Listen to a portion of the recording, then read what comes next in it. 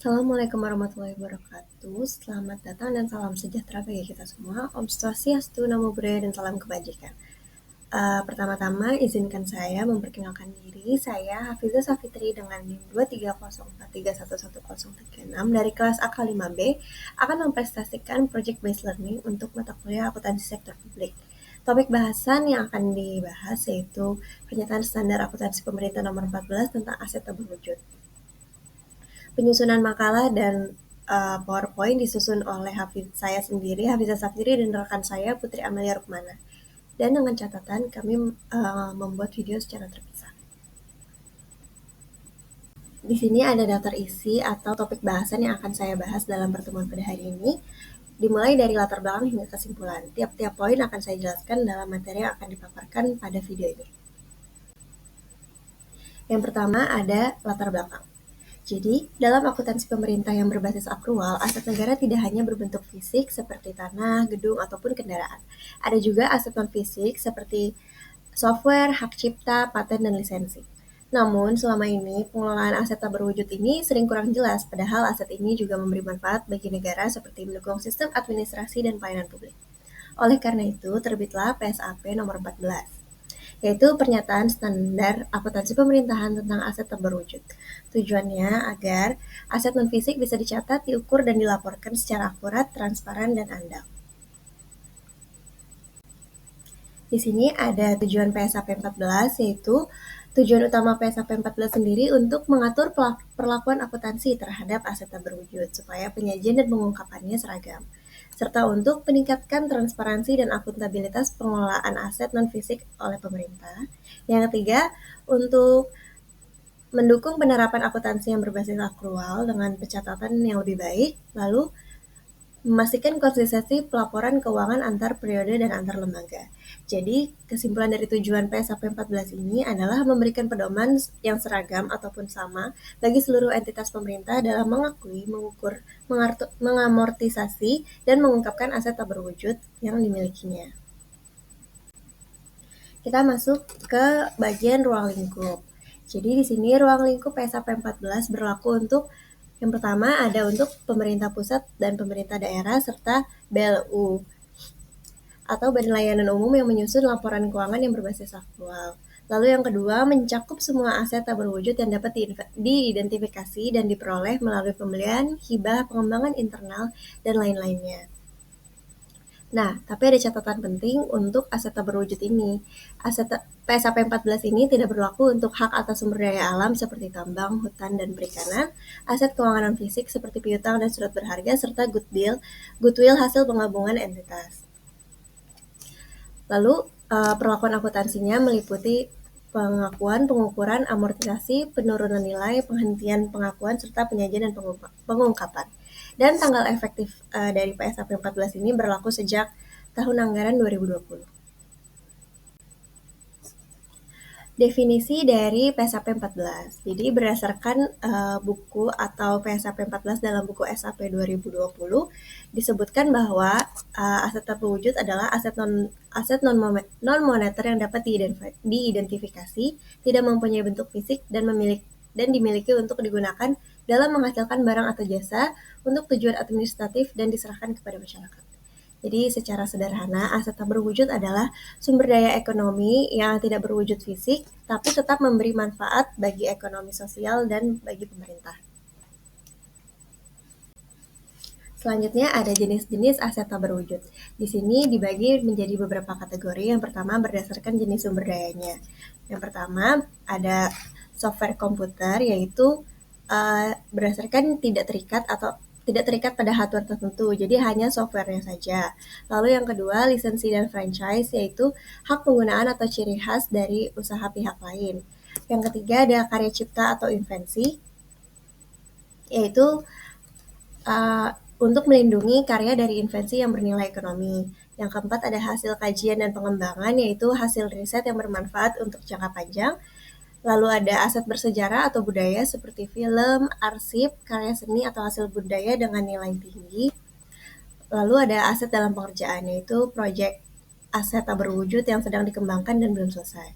Lalu ada berdasarkan cara perolehannya, yaitu ada pembelian, pengembangan internal, pertukaran, kerjasama, donasi atau hibah, warisan budaya atau sejarah yang akan dijelaskan lebih detail dalam materi yang akan saya paparkan. Lalu berdasarkan masa manfaatnya. Jadi berdasarkan masa manfaat aset tak berwujud itu ada dua, umur terbatas atau infinite life, yang berarti manfaat aset dibatasi oleh waktu, jumlah produksi, atau faktor hukum atau ekonomi tertentu. Yang kedua, umur tidak terbatas atau indefinite life, yaitu aset yang diyakini dapat memberikan manfaat tanpa batas waktu.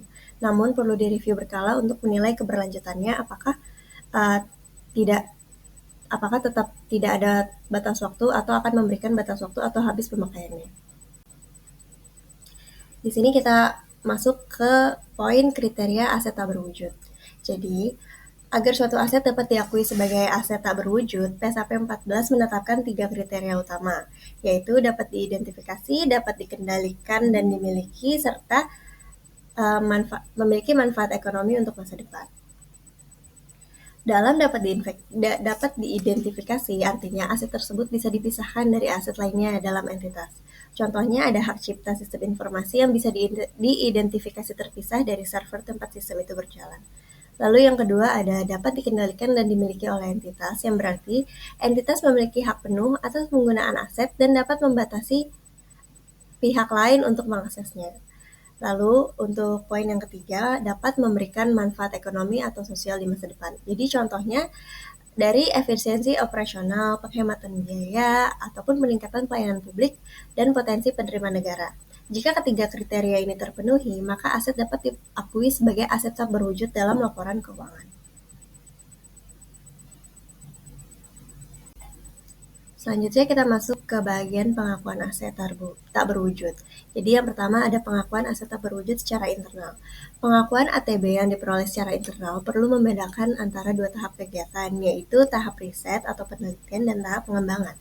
Dalam tahap riset ini, semua biaya yang timbul pada studi awal, survei, atau percobaan tidak dapat dikapitalisasi dan harus dicatat sebagai beban. Sedangkan pada saat tahap pengembangan, setelah hasil riset menunjukkan potensi manfaat ekonomi ataupun sosial yang jelas, maka pengeluaran dapat dikapitalisasi sebagai aset tak berwujud.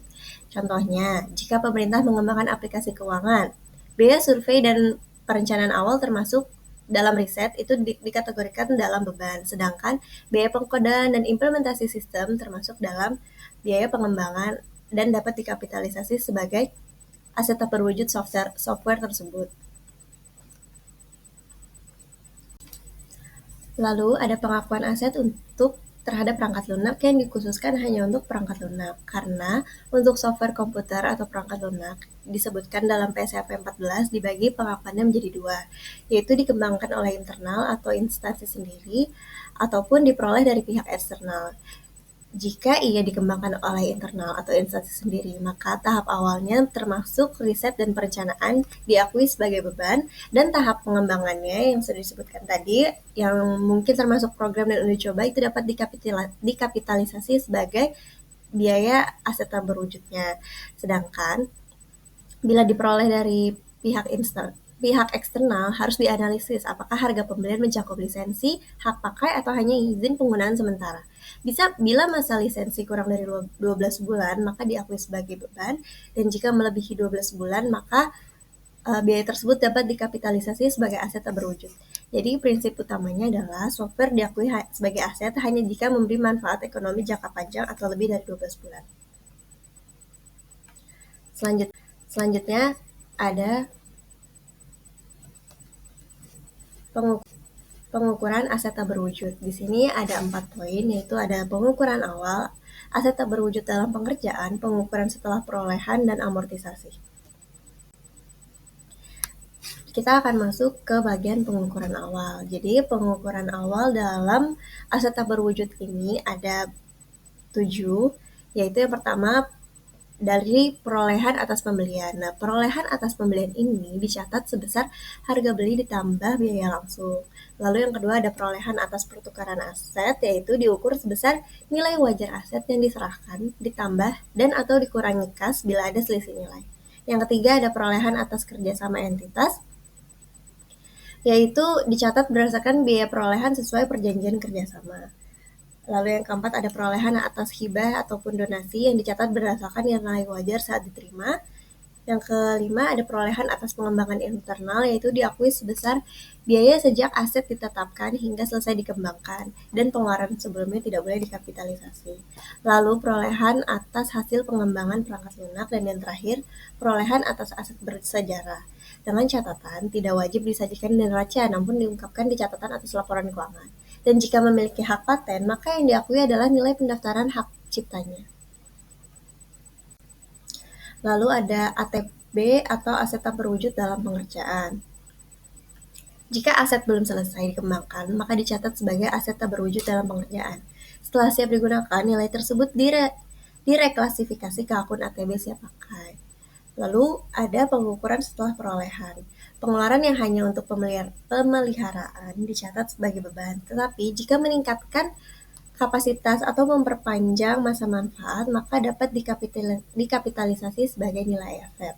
Untuk perpanjangan lisensi, jika masa berlakunya kurang dari 12 bulan maka diakui sebagai beban, sedangkan jika lebih dari 12 bulan, maka akan dikapitalisasi sebagai nilai aset tak berwujud. Selanjutnya adalah pengukuran terakhir, yaitu amortisasi.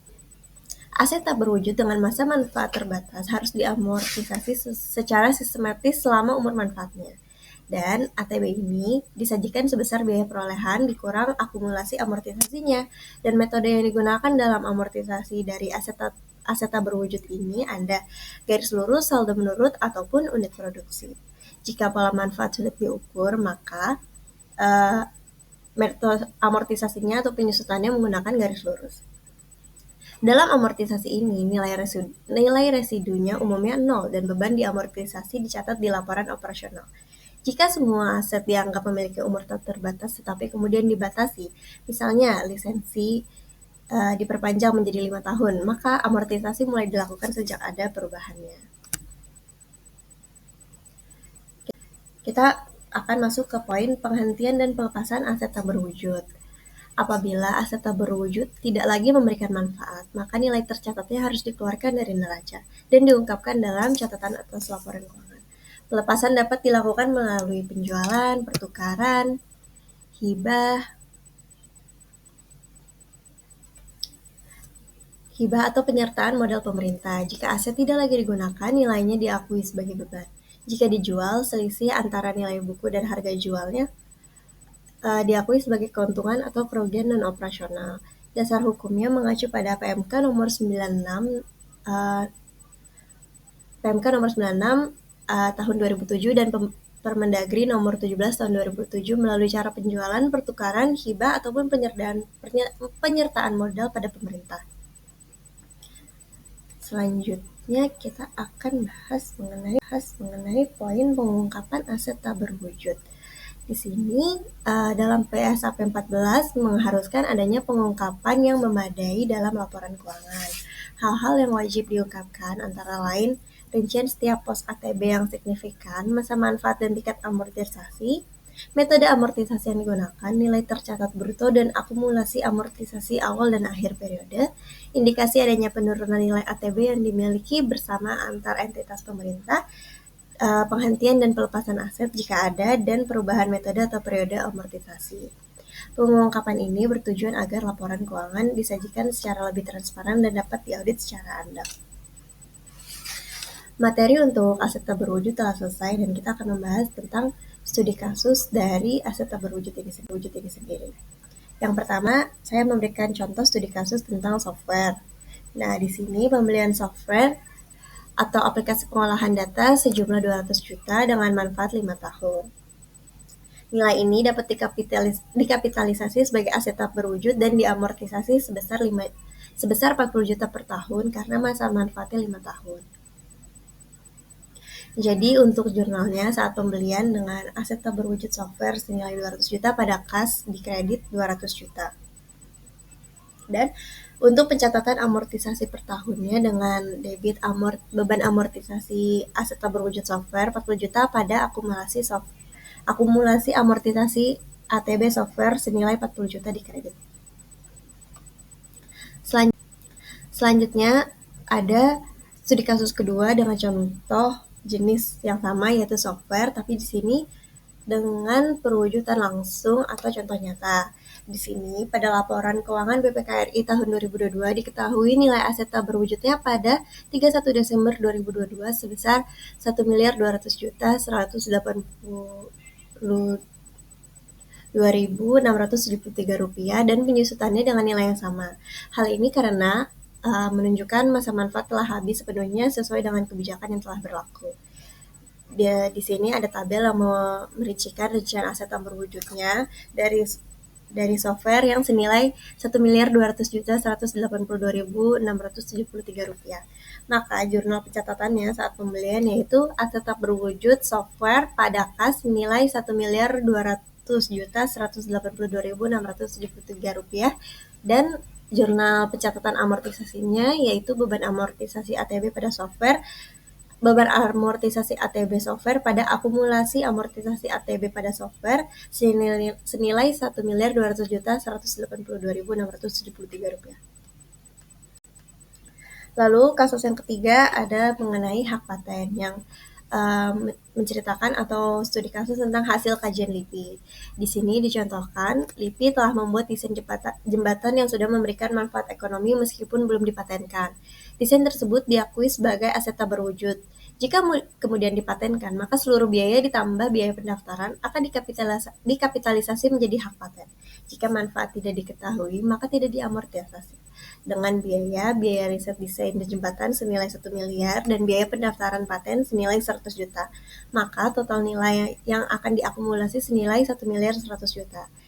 Jadi jurnalnya saat pengakuan hasil kajian yaitu saat sebelum dipatenkan dengan ATB untuk hasil kajian yang memberikan manfaat untuk masa mendatang pada kas senilai 1 miliar, sedangkan saat sudah didaftarkan sebagai paten dengan ATB hak paten dan ATB hasil kajian pada kas senilai untuk ATB hak patennya senilai 1.100.000.000 dan ATB hasil kajiannya senilai 1 miliar, sedangkan kas yang menambah untuk biaya pendaftaran paten senilai 100 juta.